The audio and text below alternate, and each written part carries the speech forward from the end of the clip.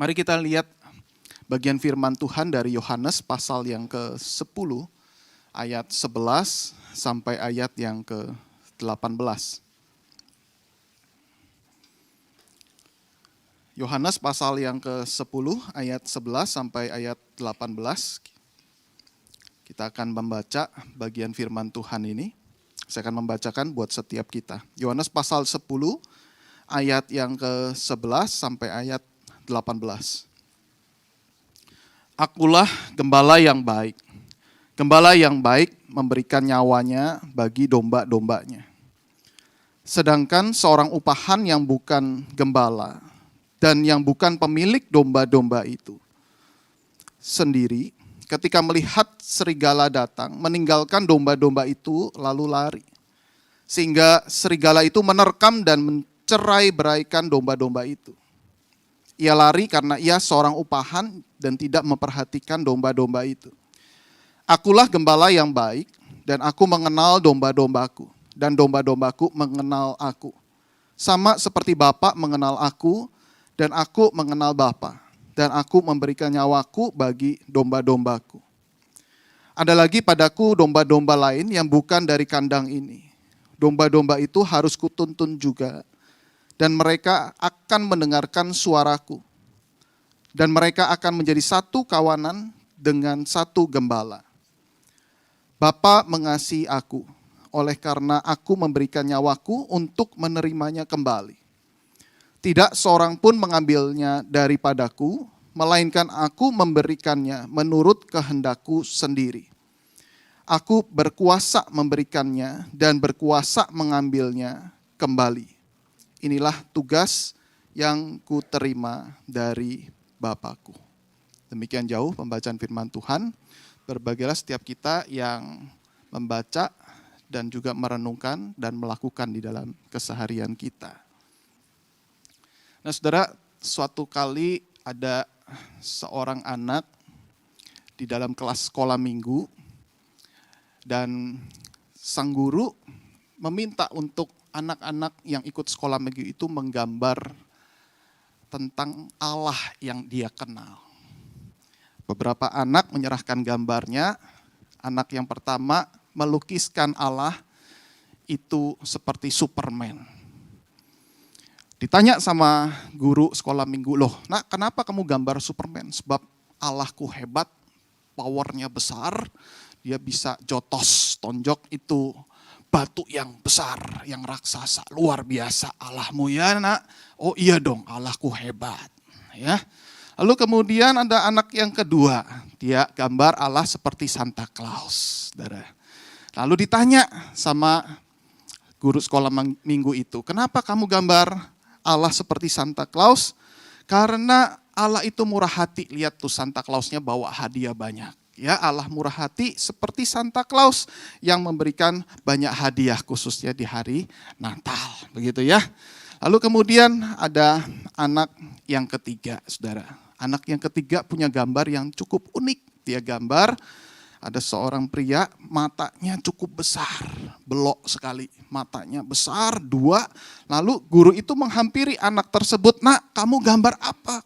Kok Allah itu seperti monster? Hah? Enggak, ini bagus gambarku. Bagus bagaimana? Seperti monster, matanya besar seperti itu. Gini Bu Guru, waktu itu malam-malam aku pernah ingat satu kejadian. Aku lihat laci papa ada banyak uang. Wah aku tergoda untuk ambil, papa lagi pergi sama mama. Enggak ada orang di kamar, laci itu tergeletak keluar. Lalu aku siap untuk mengambil, tapi aku ingat ada lagu, mata Tuhan melihat. Mata Tuhan melihat apa yang kita perbuat. Baik yang baik maupun yang jahat. Dia nyanyikan lagu itu kepada guru sekolah minggunya. Langsung angguk-angguk. Oh itu ya maksudnya. Iya jadi ini Allah itu matanya besar sekali. Jadi kita gak boleh sembarangan untuk melakukan sesuatu. Dia ngelihat dari sorga. Ya macam-macam Allah akan memberikan hukuman. Wah luar biasa nak, kamu punya pengalaman iman yang sangat luar biasa dengan lagu sekolah minggu itu. Nah saudara-saudara, kita bisa menyimpulkan ilustrasi ini bahwa ada banyak sifat-sifat Allah. Dan sejauh mana kita bisa mengenal, sejauh mana Allah memperkenalkan dirinya. Ada banyak karakteristik Allah, sejauh mana Allah memperkenalkan dirinya melalui kebenaran firman Tuhan. Nah, hari ini kita akan belajar salah satu karakteristik Allah di mana Allah memperkenalkan dirinya sebagai gembala yang baik. Bahkan kalau saya boleh katakan ini kurang pas sedikit ya, gembala yang sangat amat baik. Ya, gembala yang baik itu baik begitu ya, tetapi gembala yang sangat amat baik, yang luar biasa baik. Amin, saudara. Ya, kita akan melihat ada 3 hal yang dilakukan oleh Yesus Kristus sehingga ia mengatakan dirinya atau layak dikatakan sebagai gembala yang baik itu. Yang pertama, gembala yang baik itu menjaga dan memelihara domba-dombanya. Ayat 12-13 tadi dikatakan ada kata seorang upahan. Seorang upahan yang bukan gembala. Ditambah lagi seorang upahan yang bukan pemilik. Maksudnya apa? Siapakah yang dimaksud dengan seorang upahan itu? Nah, mengapa perlu ditambahkan bukan gembala? Mengapa perlu ditambahkan bukan pemilik? Karena apa? Karena sekilas pekerjaan mereka nampaknya seperti gembala. Sekilas mereka sepertinya merawat domba-dombanya. Tetapi ketika serigala datang, mereka tidak melindungi, saudara. Tetapi mereka justru melarikan diri, mereka kabur, takut sama serigala itu, ia membiarkan domba-dombanya tercerai-berai. Nah, untuk lebih jelas, kita lihat di ayat yang pertama. Dikatakan di sini, aku berkata kepadamu, sesungguhnya siapa yang masuk ke dalam kandang domba dengan tidak melalui pintu, tetapi dengan memanjat tembok, ia adalah seorang pencuri dan seorang perampok. Nah, mereka juga dikatakan selain daripada orang upahan, di dalam ayat sebelumnya dikatakan juga seperti pencuri atau perampok. Jelas di sini Yesus menunjuk mereka adalah pemimpin agama Yahudi. Mereka merebut atau mencuri domba milik Tuhan. Atau boleh kita katakan mereka adalah iblis yang memakai pemimpin agama Yahudi itu untuk mencuri domba-domba milik kerajaan Tuhan. Sehingga mereka lompat atau memanjat tembok di situ dikatakan. Nah, tembok di sini ya jelas bukan adalah akses yang benar, akses yang sejati. Akses yang sejati adalah pintu utama. Nah, pintu utama di sini siapa? Injil Yesus Kristus. Karena nanti Yesus sebagai domba. Injil Yesus Kristus adalah pintu utama. Berarti tembok adalah hukum Taurat. Sesuai dengan versi pemimpin agama Yahudi. Bukan hukum Taurat yang mengarahkan kepada gembala yang baik itu. Bukan. Tetapi versinya mereka menafsirkan sesuai dengan kepentingan mereka. Mereka menafsirkan hukum Taurat itu sesuai dengan mau mereka. Lah, mereka menafsirkan Mesias aja salah, bukan? Menafsirkan Mesias aja keliru. Bukan kepada Yesus Kristus yang dituju. Tetapi ada Mesias yang lain yang mereka masih nanti-nantikan. Nah, itu sebabnya mereka dikatakan seperti pencuri. Seperti perampok yang siap untuk merebut domba-dombanya. Saudara kalau lihat aksi daripada pencuri di film-film ya, mengendap-endap, memanjat tembok begitu ya, ngelihat dari jauh mana yang siap mau diambil barang-barang yang indah, yang bagus. Lalu begitu ada kesempatan, set, diambil begitu. Nah, ini perampok atau pencuri. Nah, kemudian di sini, saudara, ketika mereka sudah berhasil mencuri domba-dombanya, lalu domba-domba itu seolah-olah dirawat. Mereka disebut seperti orang upahan, ya, seolah-olah dirawat, tetapi ada maksud yang jahat, ada maksud yang berbeda, ada maksud yang lain, bukan untuk mengasihi domba-dombanya, tetapi untuk mempergemuk dirinya sendiri. Mereka gembala yang palsu, orang upahan itu, sehingga saudara ketika nanti ada serigala yang datang, serigala yang siap menerkam, mereka langsung lari, mereka tinggalkan domba-domba itu tercerai-berai. Nah, ayat kedua, ayat ketiga kita lihat supaya kita bisa lebih jelas lagi. Dikatakan tetapi siapa yang masuk melalui pintu, ia adalah gembala domba. Siapa gembala domba ini? Yesus Kristus. Yesus Kristus masuk melalui pintu Injil Kristus, ajaran yang benar itu. Untuk dia penjaga membuka pintu. Siapa penjaga di sini? Yaitu Allah Bapa. Allah Bapa dan domba-domba mendengarkan suaranya. Allah Bapa pemilik domba-domba itu. Dia membuka pintu yang sesungguhnya itu. Dan kemudian menyerahkan domba-domba itu kepada Yesus Kristus, Sang Gembala yang agung. Dan kemudian mendengarkan suaranya dan ia memanggil domba-dombanya masing-masing menurut namanya dan menuntunnya keluar. Nah ini saudara, bedanya gembala yang agung, gembala yang baik dengan gembala yang jahat. Untuk lebih jelas saudara, kita bisa melihat dari kitab Perjanjian Lama ada nubuatan berkenaan dengan gembala yang baik dan gembala yang jahat. Mari kita terlebih dulu melihat gembala yang jahat, gambarannya seperti apa. Yehezkiel 34 ayat 2 sampai ayat yang keempat. Dikatakan, hai anak manusia, bernubuatlah melawan gembala-gembala Israel. Bernubuatlah dan katakanlah kepada mereka, kepada gembala-gembala itu. Beginilah firman Tuhan Allah, celakalah gembala-gembala Israel yang menggembalakan dirinya sendiri. Bukankah domba-domba yang seharusnya digembalakan oleh gembala-gembala itu? Kamu menikmati susunya. Dari bulunya kamu buat pakaian, yang gemuk kamu sembelih. Tetapi domba-domba itu sendiri tidak kamu gembalakan. Yang lemah tidak kamu kuatkan. Yang sakit tidak kamu obati. Yang luka tidak kamu balut. Yang tersesat tidak kamu bawa pulang, yang hilang tidak kamu cari, melainkan kamu injak-injak mereka dengan kekerasan dan kekejaman. Ini saudara, gambaran gembala yang jahat. Kalau kita bisa melihat di kitab Injil tadi, mereka orang upahan, atau sebelumnya mereka adalah pencuri, perampok itu. Tetapi kita lihat perbandingannya saudara dengan sosok gembala yang baik yang dinubuatkan oleh kitab Yehezkiel. Pasal yang ke-34 ayat 14 sampai 16. Di padang rumput yang baik akan kugembalakan mereka, dan di atas gunung-gunung Israel yang tinggi, disitulah tempat penggembalaannya. Di sana, di tempat penggembalaan yang baik, mereka akan berbaring, dan rumput yang subur menjadi makanannya di atas gunung-gunung Israel.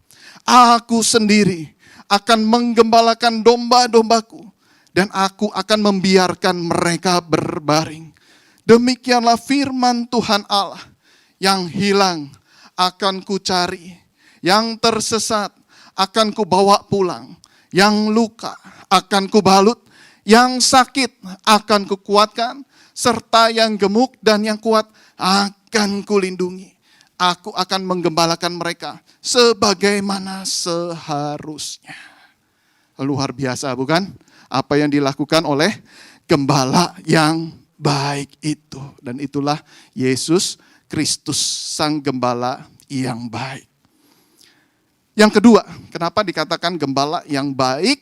Karena Yesus Kristus Gembala yang baik itu mengenal domba-dombanya. Nah saudara, tadi ada dikatakan bahwa aku mengenal domba-dombaku. Nah kalau boleh saya tambahkan di sini ayat 3b dikatakan ia memanggil domba-dombanya masing-masing menurut namanya dan menuntunnya keluar. Nah, ternyata bukan hanya merawat, bukan hanya membalut, bukan hanya menyembuhkan yang terluka, tetapi kenal namanya masing-masing. Dokter terhebat dimanapun belum tentu kenal semua pasiennya, betul tidak? Tetapi di sini Yesus, Sang Gembala yang baik itu bisa memanggil domba-dombanya atau anak-anaknya dengan namanya masing-masing. Misalnya kalau zaman dulu ya memanggil dengan ciri khasnya. Ada domba yang gendut, si gendut dipanggil. Lalu gendut gitu ya. Si cebol, si belang, si hitam, si putih. Macam-macam namanya disebut sesuai dengan ciri khas daripada badannya. Nah di sini artinya apa? Artinya sang gembala itu mengenal, memperhatikan dengan persis ada yang sakit atau tidak, jalannya kok pincang, kenapa, wajahnya kenapa pucat. Di sini luar biasa sekali apa yang dilakukan oleh gembala kepada domba-dombanya. Dan yang menarik di sini, gembala itu bukan hanya sekedar mengenali domba-dombanya, tetapi ia juga dikenali oleh domba-dombanya. Mari kita lihat ayat 14. Dikatakan begini, akulah gembala yang baik, dan aku mengenal domba-dombaku. Dan domba-dombaku mengenal aku. Jadi bukan hanya sang gembala mengenal satu persatu domba-dombanya, tetapi domba-dombanya itu juga mengenal siapa gembalanya. Dan ini senada, saudara, dengan ayat yang keempat. Dikatakan begini, jika semua dombanya telah dibawanya keluar, ia berjalan di depan mereka. Ia di sini maksudnya adalah gembala. Gembala berjalan depan mereka. Domba-domba itu mengikuti dia karena mereka mengenal suaranya. Dimanapun ada gembala, domba-dombanya akan ikut. Dan kemudian ditambahkan ayat yang kelima. Tetapi seorang asing pasti tidak mereka ikuti. Malah mereka lari daripadanya karena suara orang-orang asing tidak mereka kenal.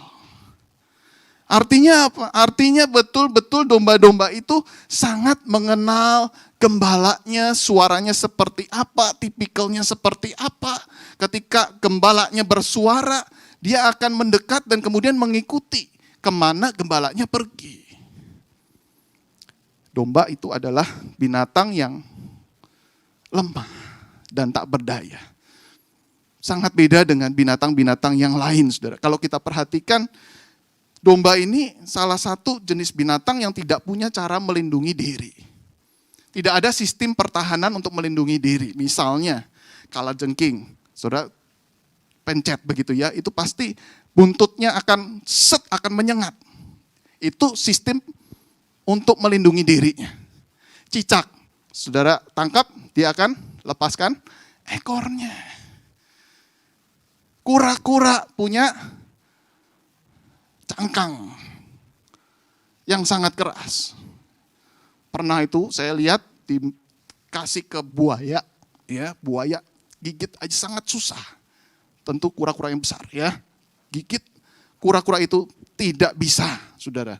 Karena apa? Cangkangnya itu sangat keras atau tempurungnya itu sangat keras. Cumi-cumi, dia akan mengeluarkan tinta. Ikan buntal, saudara, itu bisa membuat badannya membesar 3 kali lipat. Kalau ada musuh mendatangi dia, ikan itu akan lebih besar 3 kali lipat. Ya? Landak, ketika didekati dia akan membulat kemudian keluar durinya. Ya, durinya bisa disemprot begitu kan ya. Wah, kita sangat kesakitan kalau pegang duri itu. Tupai. Nah, sistem pertahanan dirinya gimana? Tupai itu bisa pura-pura mati. Ya, ada musuh datang, terus tupai itu bisa tergeletak begitu ya, keluar busa, seolah-olah udah mati, saudara. Nah begitu didiamkan agak lama dia baru bangun lagi. Nah itu bisa pura-pura mati. Domba nggak bisa, saudara ya, nggak bisa pura-pura mati, nggak bisa, saudara. Jadi benar-benar domba ini adalah binatang yang sangat lemah, tak berdaya. Begitu ketemu musuhnya datang, pasrah, sudah nasib. Nggak ada pertahanan diri apapun. Tetapi saudara, ada satu keunikan, kelebihan yang sangat luar biasa yang dimiliki oleh domba. Yaitu apa? Dia sangat peka mendengar suara gembalanya. Sangat peka sekali. Di YouTube saya pernah lihat sekawanan domba, ada sekitar 100. Dari tampak depan nggak begitu kelihatan, mungkin hanya jumlah sekitar 10-20. Nah, orang pertama panggil, bukan gembala. Dipanggil terus kemudian tika. Nah ini bahasa apa saya kurang ngerti. Ya tika. Nggak mau datang. Lalu kemudian ada orang yang kedua Panggil juga, ayo Tika, dikeplokin gitu ya, diteriak-teriakin. Gak mau datang. Yang ketiga gembalanya. Apa yang terjadi saudara? Tika, langsung datang semua dari kanan tengah. Wah, saya pikir tadi cuma 10-20, ternyata ratusan. Ada yang ngumpet di semak-semak, ada yang di pohon. Kemudian datang semua. Gak ada yang pura-pura tidur, apalagi pura-pura mati, saudara. Gak ada. Semua datang ke gembalanya. Wah, semua langsung tepuk tangan. Luar biasa. Ini sesuai dengan Yohanes 10 ini. Benar-benar mengenal suara gembalanya. Itulah ciri-ciri daripada domba yang baik. Nah, ketika kita bicara soal gembala yang baik, kita bisa memposisikan kita apakah kita adalah seekor domba yang baik juga. Nah, seekor domba yang baik, maka kita akan peka terhadap suara sang gembala. Betulkah kita peka terhadap pimpinan dia? Betulkah kita peka terhadap suaranya? Ketika Tuhan berbicara kepada setiap kita, apakah kita mendengar suara itu? Atau justru kita ikut dengan suara orang asing? Suara orang asing yang seolah-olah itu kelihatannya baik. Ikut aku, kamu akan kaya. Ikut aku, kamu akan sembuh. Ikut aku, kamu akan diberkati, akan lancar hidupmu. Ikut aku, semua persoalan akan selesai.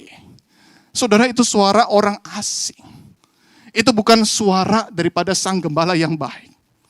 Suara sang gembala yang baik ketika ikut aku, meskipun hidupmu tidak lancar, tapi aku memberikan kekuatan buat engkau. Kau akan pasti bisa bertahan. Pasti ada jalan keluar. Ketika ikut aku, meskipun itu sulit, meskipun sakitmu tidak sembuh, aku akan tetap berjalan bersama denganmu. Ada kekekalan di depan yang akan aku berikan kepadamu. Ikut aku, meskipun pekerjaan tidak lancar, ayo tetap ikut. Dengan kondisi seperti itu, aku akan jadikan kamu berkat bagi orang lain. Yang hidupnya sama-sama susah, kau akan jadi berkat di sana. Saya punya sebutan khusus buat anak-anak kalau mereka lagi nakal, saudara. Kalau susah makan waktu anak masih kecil gitu ya, khususnya yang nomor 2, ya sekarang udah mulai lancar makannya. Saya tinggal begini, acungkan tangan, sebut ayo. Ya, ayo. Begitu ya kira-kira ya. Wah, makan susah. Ayo. Gitu. Nah, langsung makannya cepat sekali. Saya tinggal sebut nama itu, hayo, begitu ya. Langsung cepat-cepat dia makan. Nah, istri saya, loh kok kamu bisa begitu ya? Ayo, nggak nurut sama istri, nurut sama saya, begitu ya. Kok bisa seperti itu? Nah, istri cari akal. Gimana caranya supaya bisa ya, meskipun papanya lagi pergi pelayanan keluar. Lagi jam makan, papanya lagi pelayanan keluar, mulai nakal, mulai nggak nurut. Direkamlah saya. Ayo, begitu ya. Selama sekian menit, ayo, begitu.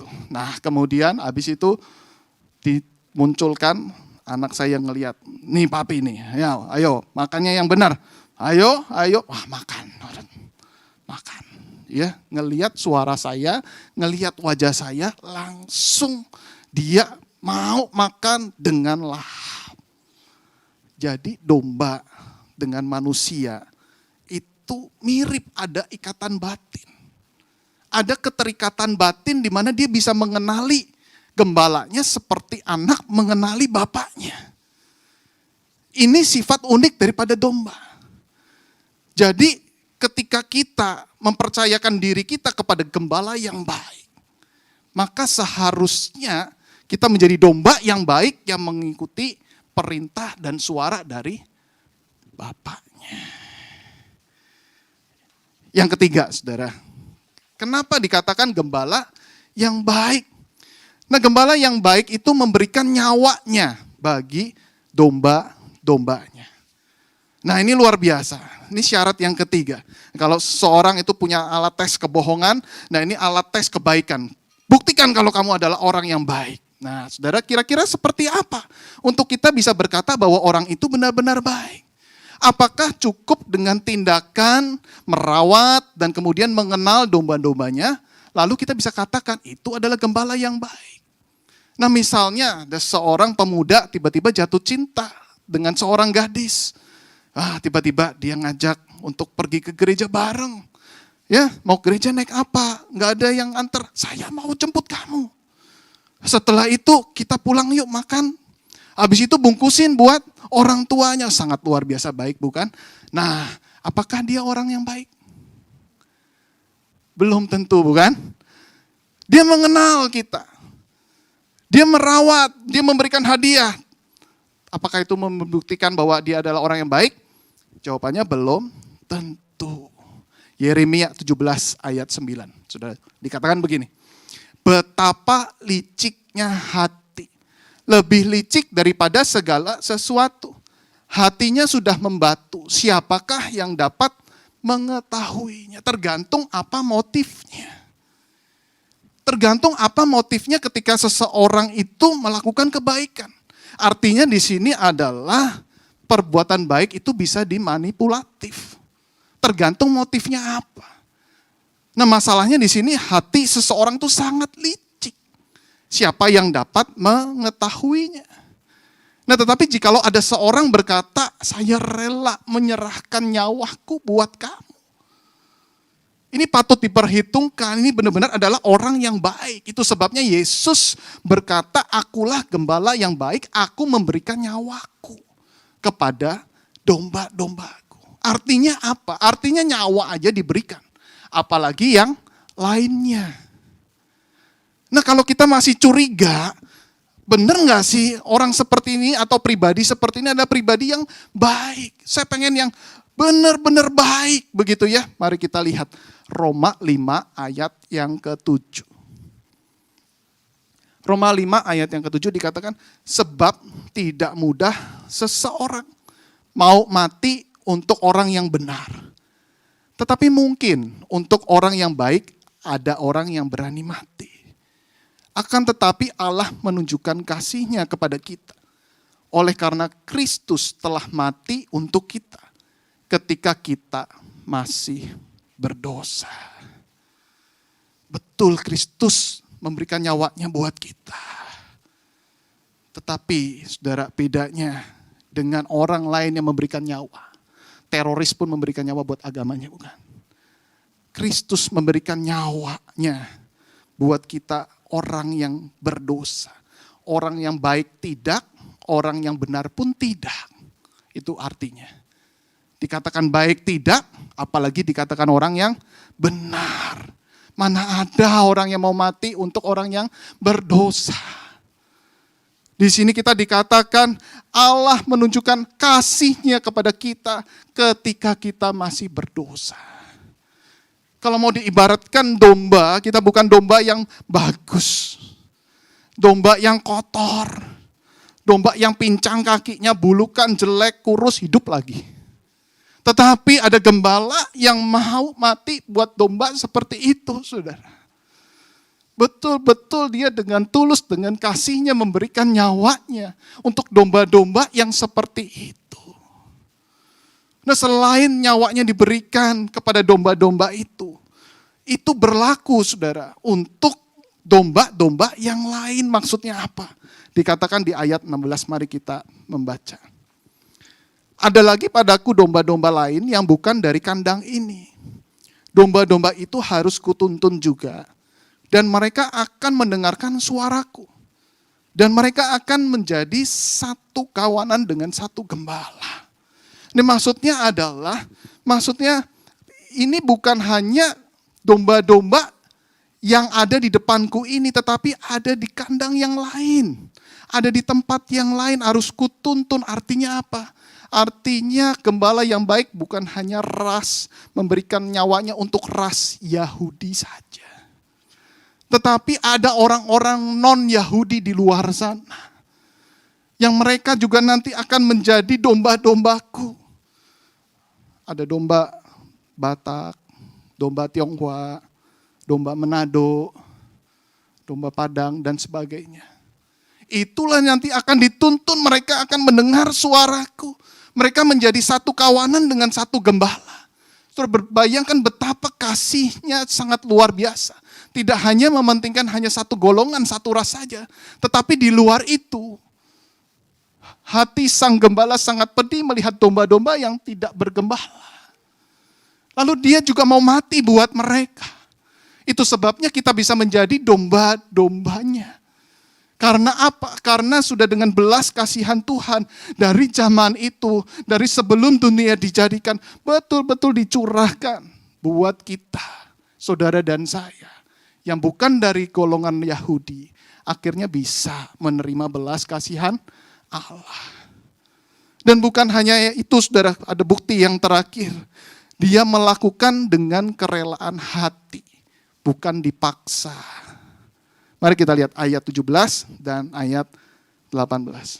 Dikatakan begini. Bapa mengasihi aku, oleh karena aku memberikan nyawaku untuk menerimanya kembali. Maksudnya adalah di atas kayu salib, Yesus menyerahkan nyawanya. Tapi dia juga punya kuasa untuk bangkit kembali. Itu maksudnya. Tapi ayat yang 18. Dikatakan begini, tidak seorang pun mengambilnya daripadaku, melainkan aku memberikannya menurut kehendakku sendiri. Aku berkuasa memberikannya dan berkuasa mengambilnya kembali. Inilah tugas yang kuterima dari Bapakku. Artinya adalah ketika kita bicara soal Kristus yang mati dan bangkit, dia punya kuasa. Punya kuasa untuk meloloskan diri dari penangkapan orang-orang Romawi pada saat itu dan orang Yahudi. Artinya dia punya kuasa untuk tidak disalib. Dia meloloskan diri. Dia Allah. Dia kalau sanggup, dia tidak mau mati di atas kayu salib, punya kuasa. Aku memberikannya menurut kehendakku sendiri.